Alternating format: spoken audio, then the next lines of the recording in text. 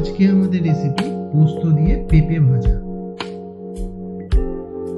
প্রথমে কড়াই একটু জল দিন,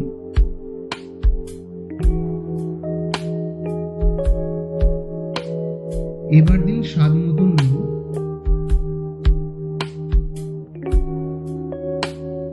তারপর দিন একটু হলুদ গুঁড়ো, একটু লঙ্কার গুঁড়ো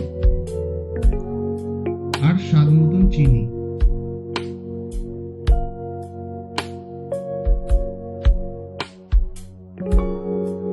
এবার দিয়ে দিন কেটে রাখা পেঁপেগুলো।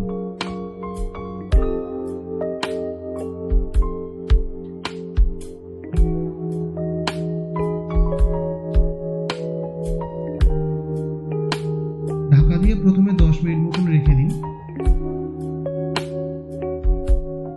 তারপরে ঢাকা খুলে একটু নাড়াচাড়া করে আবার ঢাকা দিয়ে দেবেন।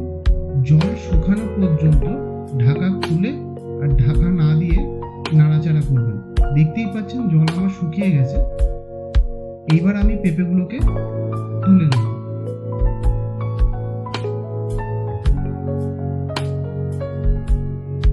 এবার কড়াইয়ে দিন একটু সরষের তেল,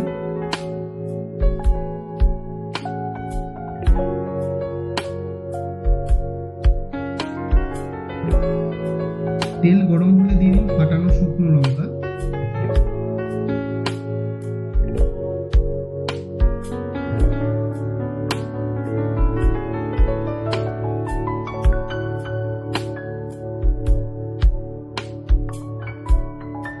এবার দিয়ে দিন জলে ভাপানো পেঁপেগুলো।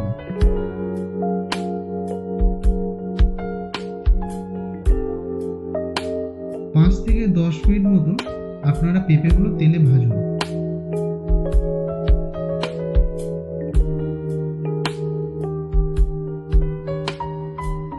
এবার উপর থেকে ছড়িয়ে দিন গোটা পোস্ত। পোস্ত দিয়ে 2-4 মিনিট নেড়ে নামিয়ে নিলে আপনাদের তৈরি হয়ে যাবে গোটা পোস্ত দিয়ে পেঁপে ভাজা। আপনাদের রেসিপিটা কেমন লাগলো কমেন্টে অবশ্যই জানাবেন। ভালো লাগলে লাইক